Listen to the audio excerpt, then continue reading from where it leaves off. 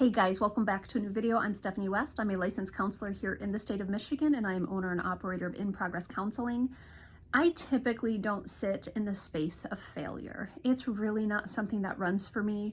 Recovering perfectionist, so there was that little element to my story.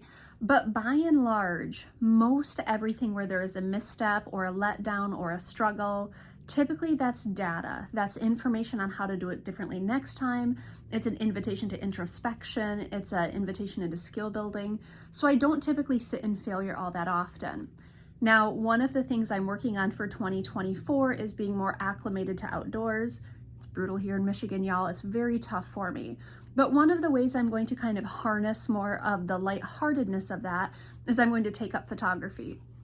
And so as I've been getting into kind of getting my equipment ready and all of that, this anecdote comes to mind from years ago. And of all the things that come to mind when I think of like actual failure, this one kind of surprises me, the intensity of sadness I feel with it.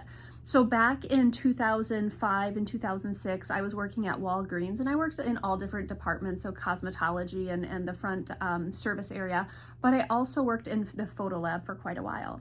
And I had a woman come in and she dropped me off a disposable camera, and I didn't follow proper procedure, at least what I perceived to be proper procedure.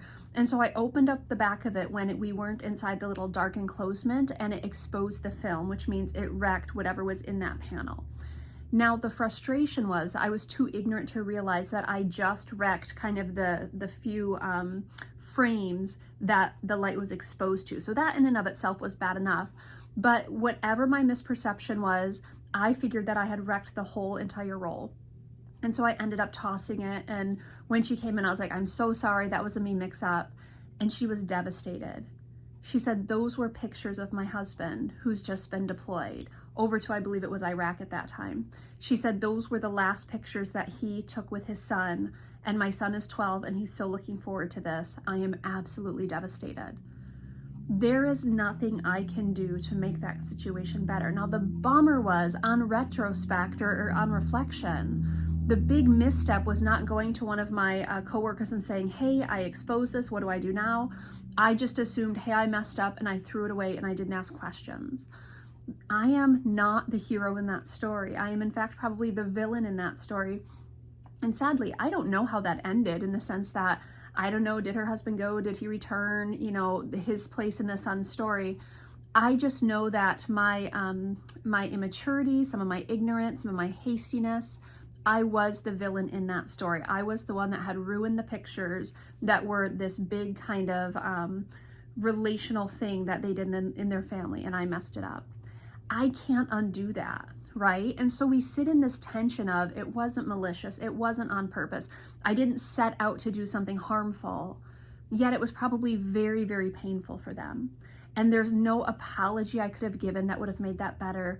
There's no kind of dismissiveness that I could bring to it that wouldn't make me an absolute jerk off. I had a misstep there. Someone else was kind of sitting in the consequences of what I did. And that's part of our humanness that we just have to wrestle out. I was, I think at the time, 19. I was ignorant. I was going through the motions at work. I made a misstep. Now, I could sit here, 15 years later and say like, oh my word, Steph, you're so this, you're so that. I can't believe that you weren't perfect, all the things.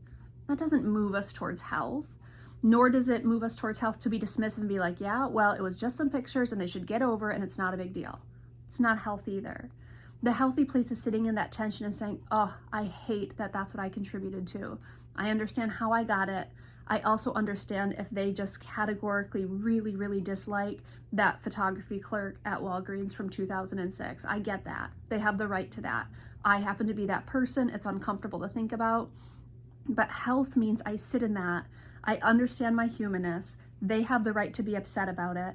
And I don't spend, years and years castigating myself because of what I've done. And I also don't try to make myself the good guy in the story. There's no way to do that. We sit in that tension of like, oh, I hate that I contributed that way. And it is what it is, and I have to live in the consequence of that. They're allowed to dislike me. That would make sense to me. I'm also allowed to move through it and lament it and then move forward. That's also okay. That's kind of part of our humanity. That's the complexity of being human.